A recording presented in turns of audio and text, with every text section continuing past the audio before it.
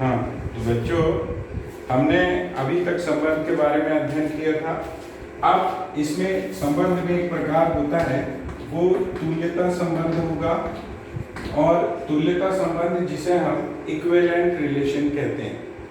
अब ये तुल्यता संबंध क्या है? तो अगर हम ये देखें कि हमारे पास कोई समुच्चय A है, हमने एक समुच्चय लिया और वो समुच्चय A है और वो समुच्चय तुल्यता संबंध को प्रदर्शित करेगा यदि उसमें क्या होगा कि हम एक संबंध R को, समुच्चय A में R को तुल्यता संबंध कहते हैं। तो जब सबसे पहला संबंध होगा, दूसरा संबंध होगा और तीन, तो ये तीन प्रकार के संबंधों का पालन करेगा। तो ये तीन प्रकार के संबंध कौन कौन से होंगे? तो सबसे पहला तो होगा स्वतुल्य होना चाहिए, जैसा कि हमने पिछली कक्षाओं में देखा है। अब स्वतुल्य के बाद दूसरा जो होगा वो R स्वतुल्य है, R सममित है, और तीसरा R संक्रामक है।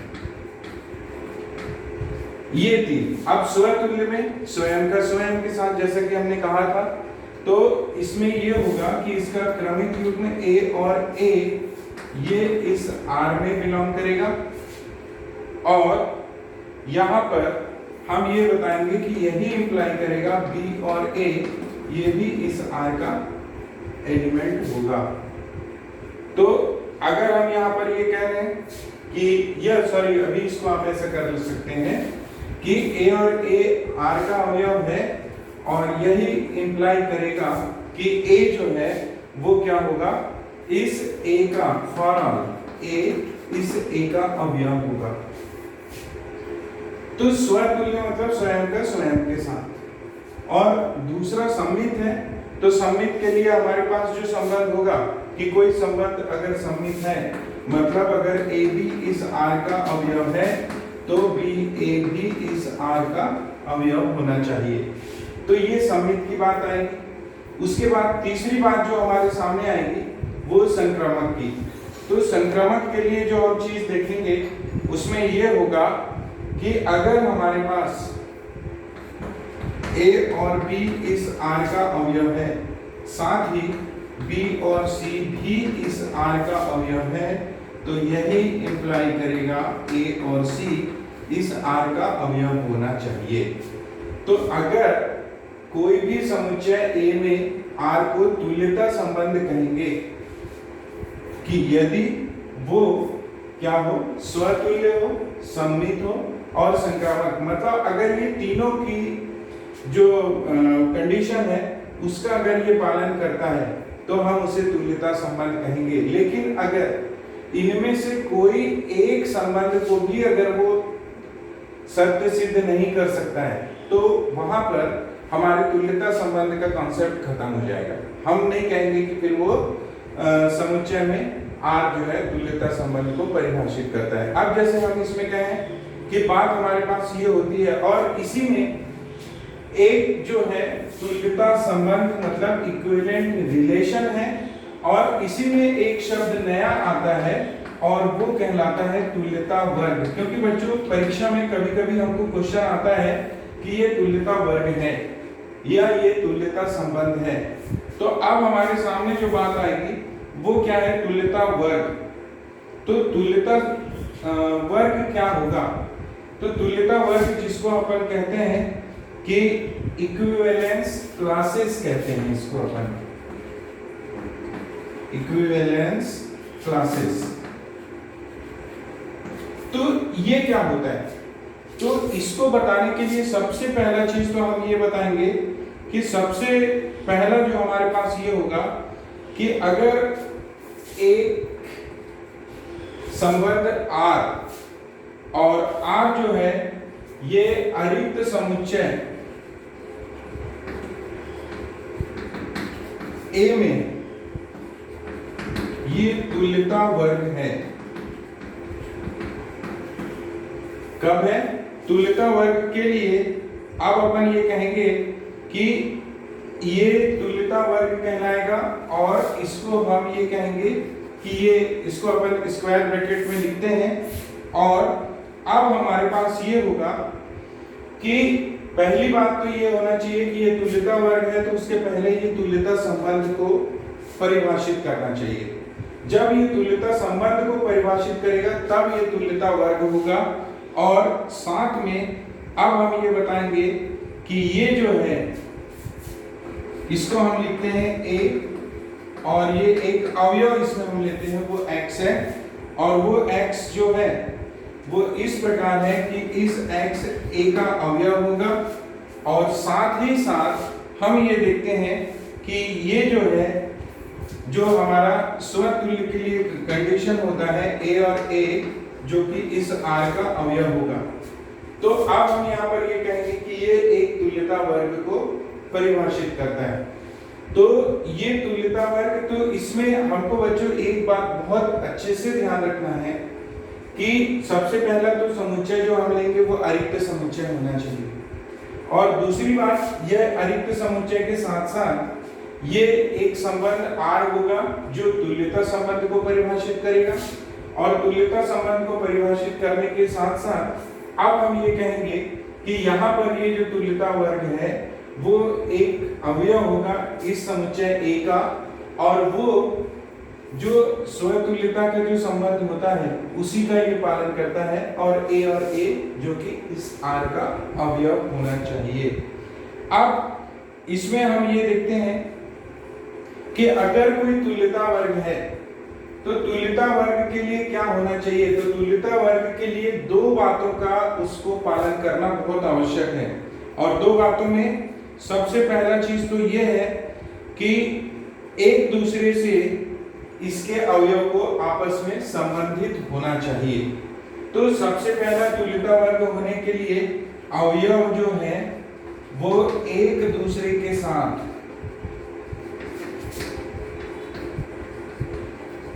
संबंधित हों।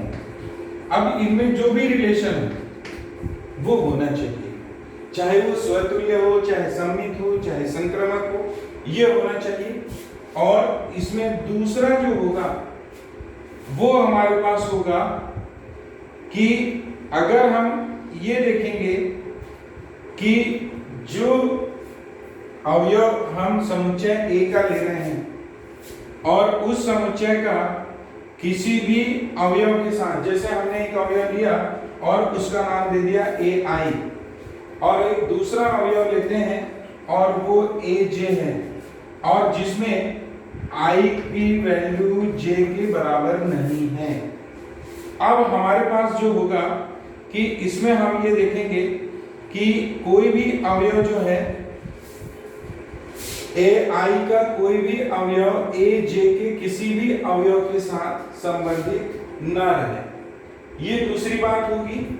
और यहाँ पर तीसरी जो बात है कि समस्त अवयवों का यूनियन जो है, जैसे यूनियन ऑफ अगर हम AI ले लेते हैं तो वो हमको A के बराबर मिलेगा। और फिर हम ये देखते हैं कि AI का इंटरसेक्शन अगर हम AJ लेते हैं तो वो एक रिक्त समुच्चय के बराबर होगा। तो जब हमारे पास ये तीन बातें होंगी तब हम ये कहेंगे कि ये तुल्यता वर्ग को परिभाषित करता है।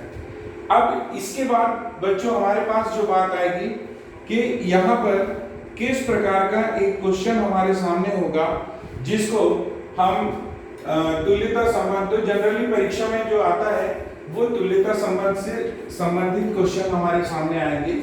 और इसमें मैं एक क्वेश्चन आपको एनसीईआरटी का है वो बताता हूँ कि वो तुल्यता संबंध कैसे परिभाषित होगा, या तुल्यता संबंध हम उस सवाल में, उस क्वेश्चन में कैसे कर सकते हैं। तो यहाँ पर हम ये देखते हैं कि सबसे पहली बात तो ये है कि एक सवाल हमारे सामने है और वो है कि जैसे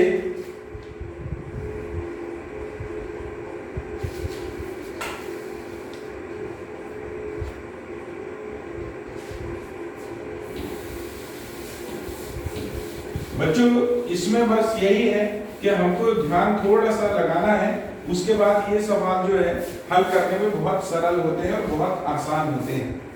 मतलब आपको ये तीन चीजें जो है वो बिल्कुल अच्छे से ध्यान रखनी है और उसको हल करना है। जैसे हमारे पास एक क्वेश्चन है और वो क्वेश्चन ये कहता है कि माना एक फलन और ये फलन है f जो x से y में परिभाषित है, और ये कहता है कि x में, इसके साथ ये कहता है कि x में r बराबर AB क्रमिक युग्म है ये, और ये इस प्रकार है कि f ऑफ a बराबर f ऑफ b, ये है। अब इसके बाद फिर हम आगे देखते हैं कि द्वारा एक संबंध R परिभाषित है। बच्चों अब इसके आगे और एक कहता है कि जांच कीजिए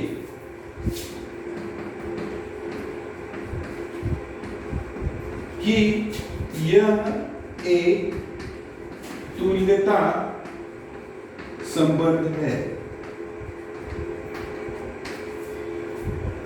कहने का मतलब प्रश्न बहुत आसान है और बहुत स्पष्ट है। वो ये कह रहा है कि एक फलन f जो कि दो समुच्चय x और y में परिभाषित है, और x में एक संबंध जो परिभाषित है वो इस प्रकार है कि a b बराबर या f a b इस प्रकार है कि f a बराबर f b है और एक संबंध R में परिभाषित है। तो जांच कीजिए कि क्या ये एक तुल्यता संबंध होगा। तो जहां मैंने आपको पहले ही कहा कि जहां वो तुल्यता संबंध की बात कर रहा है तो कौन सी तीन बातें आपके सामने याद आनी चाहिए।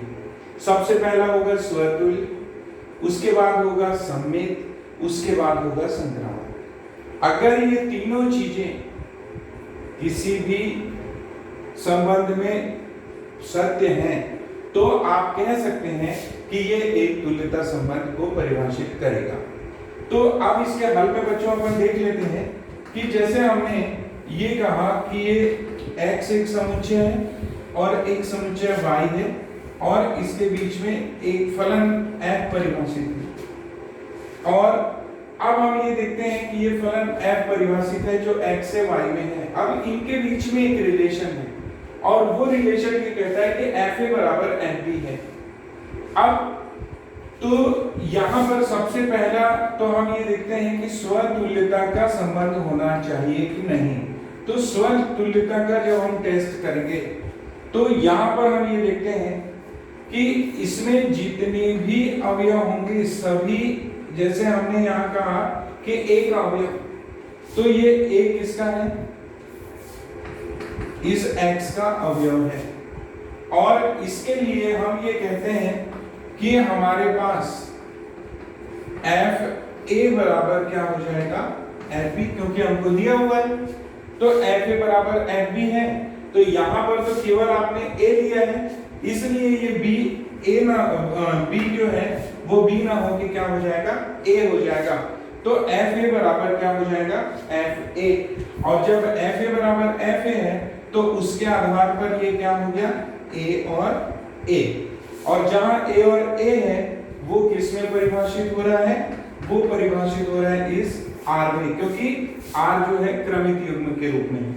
तो यहाँ पर आपको ये a और a R हो गया, और इस आधार पे अब हम ये कह सकते हैं, और यहाँ आपको ये बताना पड़ेगा कि for all a belongs to x है।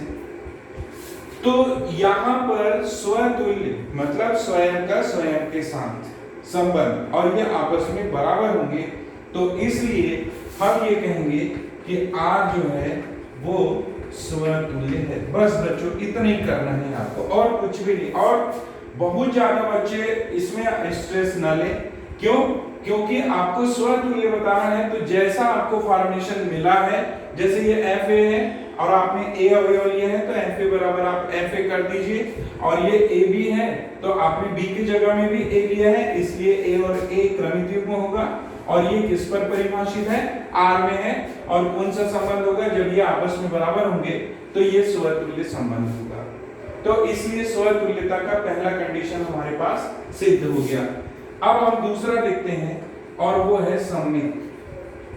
बिल्कुल, अब ये सममितता का संबंध, तो सममितता का संबंध क्या होगा, तो सममितता के संबंध को बताने के लिए मैंने आपको बताया था, जब तुल्यता संबंध के बारे में बता रहा था, कि अगर हमारे पास ए बी अवयव मतलब क्रमिक युग्म है तो वो बराबर हो जाएगा बी ए के, और ए बी बराबर बी ए है तो ये सममित हो गया। तो वैसे ही अगर हम ये कहें कि यहाँ पर, और सारी चीजें आपको माना में चलना है, कि माना हमने ए और बी ये x के अवयव ले लिए, यहाँ पर हमने a और b x के अवयव लिए, और अब हम ये कहते हैं कि a और b अगर x के अवयव हैं और वो इस प्रकार है, क्या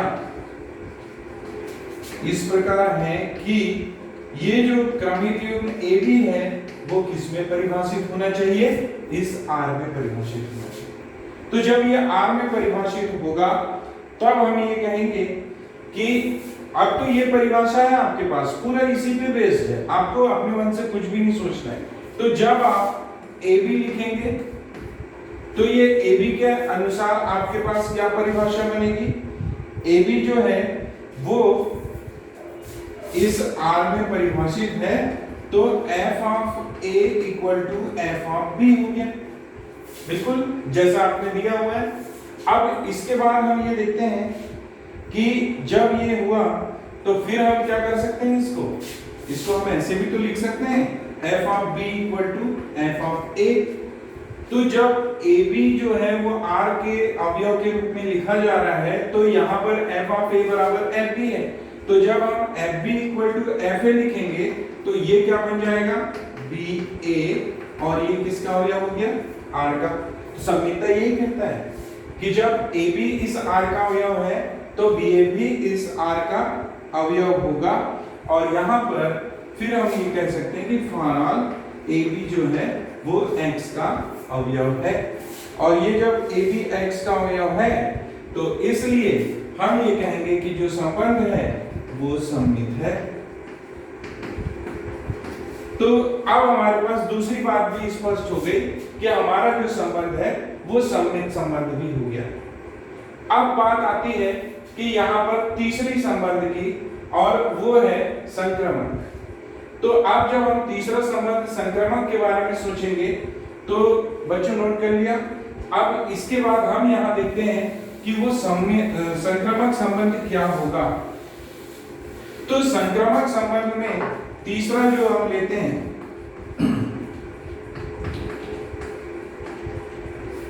तो संक्रामक के लिए मैंने बताया था कि कम से कम 3 अवयव होने चाहिए।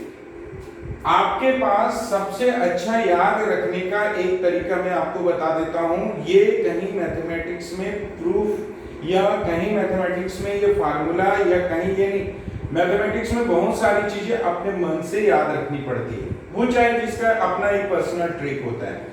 तो जैसे मैं आपको बता दूं कि ये ट्रिक है जिसमें हम थोड़ा सा बच्चे कंफ्यूज होते हैं या किताब की पूरी शब्दों को याद रखने की कोशिश करते हैं, या जिस तरीके से भी हम करें, लेकिन हमको थोड़ा सा कंफ्यूजन होता है। तो मैं आपको एक बहुत शॉर्टकट तरीका बताता हूँ।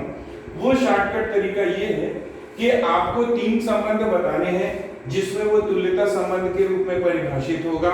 सबसे पहला संबंध जो मैंने आपको बताया है वो स्वतुल्य का संबंध है। तो पहला नंबर का जो संबंध है उसमें आप मान के चलो केवल आपको एक अवयव लेना है, चाहे वो आप ए ले सकते हो, बी ले सकते हो, या आपके ऊपर है, कोई भी संकेत आप ले सकते हो, लेकिन आपको केवल और केवल एक ही अवयव लेना है। ये आप बिल्कुल मन में बात रख लो यार। उसके बाद जब आप दूसरे नंबर का संबंध आप लेते हो जो कि कहलाता है सममित, तो जो सममित संबंध है, संबंध नंबर कौन सा है, 2 है, तो आपको यहाँ पर अवयवों की संख्या आपको 2 लेनी है, 2 अवयव आप चुन लो। तो आपको ये हो जाएगा, स्वतुल्य है तो ए और ए आपस में बराबर है, ए बी है तो आप इसको बी ए के बराबर ले सकते हो। और तीसरा जो संबंध है जिसको हम कहते हैं संक्रामक, तो संक्रामक के लिए आपको 3 अवयव चुनने हैं। ABC। और जब आप 3 अवयव लोगे तो आपको जैसे ही आप 3 अवयव लोगे आपके दिमाग में ये स्ट्राइक होगा कि A का B के साथ संबंध सबसे पहला, और B का अगर C के साथ संबंध है तो ये हमारे पास A का C के साथ, और एक स्माइलिंग फेस आपके सामने आ जाएगा जिससे आपने इस क्वेश्चन को बहुत अच्छे से बना लिया। और जैसे ही आपके पास है, मतलब ये तीसरा जो है स्माइलिंग फेस संक्रामक संबंध के लिए बनेगा कि A का B के साथ और B का C के साथ, तो यहाँ पर A का C के साथ संबंध होगा, यही आपको संक्रामक में बताना है। अब बात आती है कि कैसे करें, क्या करें, तो उसके लिए भी आपको सोचना नहीं है। मैथ्स आपका एक ऐसा सब्जेक्ट है जिसमें उसका सॉल्यूशन उसी के क्वेश्चन में छुपा हुआ है। बस आपको उसी तरह से जैसे दूध में दही भी छुपा हुआ है, दूध में क्रीम भी छुपा हुआ है, दूध में मलाई भी छुपा हुआ है, लेकिन वो सब के लिए हमको उसको निकालने के लिए मेहनत करना पड़ता है। वही सेम प्रोसेस मैथ्स में है कि आपको क्वेश्चन में ही उसका आंसर छुपा हुआ है, बस आपको थोड़ा सा अपने दिमाग को कंसंट्रेट करके खोजना है। तो बच्चों यहाँ पर अब तीसरा जो संक्रामक संबंध है, तो संक्रामक संबंध के लिए मैंने बताया ये तीसरा संबंध है, तो आपको 3 अवयव लेने पड़ेंगे। अब वो जो 3 अवयव अगर आप लेते हैं तो वो कौन कौन से अवयव होंगे, तो आपको सबसे पहला यही काम करना है, जैसे आपने फर्स्ट वाले में लिया था माना A एक अवयव X का था, आपने दूसरे में लिया माना A भी एक अवयव X का है, वैसे ही आपको यहाँ पर लेना पड़ेगा माना ABC X के अवयव हैं। ये आपने सबसे पहला काम कर लिया। अब क्योंकि आपको तो बताना है ना यहाँ पर कि भाई हमने 3 अवयव लिए हैं इसके A B और C, तो जब ये तीसरा अवयव हमारे पास ये होगा, फिर हम क्या करते हैं कि अब, लेकिन यहाँ पर तो जो संबंध है वो क्रमिक युग्म के रूप में है, मतलब आपको दो है, और फिर आप कहेंगे कि इस प्रकार है कि सबसे पहला पेयर आप लोगे AB का, और यहां पर आप ये बताओगे कि AB इस X का अवयव है। तो AB अब क्या X का अवयव होगा क्या? नहीं होगा, सॉरी मैंने जो कहा वो कहा था कि यहां पर जो AB आपने क्रमिक युग्म में, तो क्रमिक युग्म किसका अवयव? R का अवयव है। तो यहां पर आपको ये बताना पड़ेगा, इसलिए AB R का अवयव है, BC R का अवयव है, AB भी R का अवयव है और BC R का अवयव है। तो आपको AC R का अवयव है, इसको सिद्ध करके बताना है, आपको डायरेक्ट नहीं लिखना है कि AB R का अवयव है, BC R का अवयव है तो AC R का अवयव हो गया। इसी को ही तो आपको सिद्ध करना है। अगर वो सिद्ध हो जाता है तो संक्रामक है, अगर वो सिद्ध नहीं होता है तो संक्रामक नहीं है। चलिए देखते हैं। अब जैसे AB R का अवयव है, तो AB R का अवयव है, तो इसके लिए हमारे पास क्या परिभाषा दिया हुआ है? f of A बराबर f of B। तो यहां हो जाएगा, इसलिए f of A बराबर हो गया f of B। अब वैसे ही आपने BC भी R का अवयव है, बिल्कुल सेम वही परिभाषा होगी कि f of B equal to f of C। तो इन दोनों संबंधों से आपको क्या दिख रहा है? A B के बराबर है और B C के बराबर है। तो जैसे ही आपको ये दिख रहा है तो ये क्या इंप्लाई कर देगा? f of A बराबर f of C। तो f of A बराबर f of C, तो A बराबर B के लिए AB हो गया, B बराबर C के लिए BC हो गया, तो A बराबर C के लिए, तो इसलिए हम ये कह सकते हैं कि AC जो है वो इस R का अवयव होगा। तो हमने कहां से शुरू किया था? AB इस R का अवयव है, BC भी इस R का अवयव है, तो AC इस R का अवयव होगा।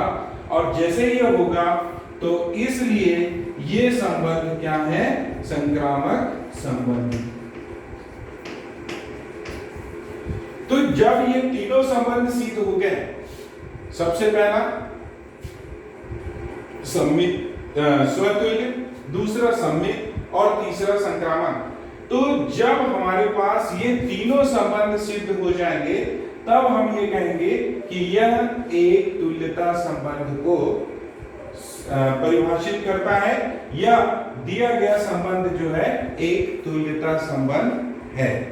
तो बच्चों ये जो तुल्यता संबंध के लिए जो हमारे पास था, तो आपको मैंने वही 2-3 ट्रिक्स बताए हैं, जिसमें एक ट्रिक तो आपने ये याद रख लो बिल्कुल कि आपको पहला संबंध है तो केवल एक अवयव लेना है, दूसरा संबंध आपको बताना है जो कि सममित होगा तो आपको 2 अवयव लेना है, और तीसरा संबंध है संक्रमण तो आपको 3 अवयव लेना है। ये सबसे बढ़िया ट्रिक है, आपके दिमाग में रहेगा और आप एग्जाम में भी तुरंत रिकॉल कर लोगे और इसमें आपको कोई दिक्कत नहीं होगा। तो इस प्रकार हम ये तुल्यता संबंध, और बच्चों याद रखना तुल्यता संबंध का एक क्वेश्चन निश्चित आता है और आपको वही ध्यान रखना है कि संबंध आपको किस रूप में परिभाषित है। जिस रूप में संबंध परिभाषित होगा उसी रूप में आपको पूरे तीनों संबंध को जो है सिद्ध करना है, और जब ये तीनों उस रूप में सिद्ध हो जाते हैं तब आप कह सकते हैं कि दिया गया संबंध एक तुल्यता संबंध है। ठीक है बच्चों, तो इस प्रकार इसमें बहुत सारे क्वेश्चंस हैं, क्वेश्चंस आप करिए। क्वेश्चंस में आपको जिस प्रकार के भी डाउट्स हों तो आप मुझसे इसके बारे में चर्चा कर सकते हैं, और इसमें बहुत क्वेश्चन आपको एनसीईआरटी के बुक में भी मिलेंगे, और आपको अलग अलग जो रिफ्रेशर्स हैं, बुक्स हैं, उसमें भी आपको ये सब चीजें मिलेंगी। तो अब आप इन क्वेश्चनों को करिएगा और उसके बाद मुझे बताइएगा कि आपको इसमें क्या परेशानी आई और आपको ये कैसा लगा। तो बच्चों इस प्रकार आप इस वीडियो को सबसे पहले लाइक और शेयर करें और उसके बाद सब्सक्राइब करके उसका बेल आइकन दबाएं, और उसके बाद फिर अपन नेक्स्ट वीडियो के लिए आपसे फिर मिलेंगे। Thank you.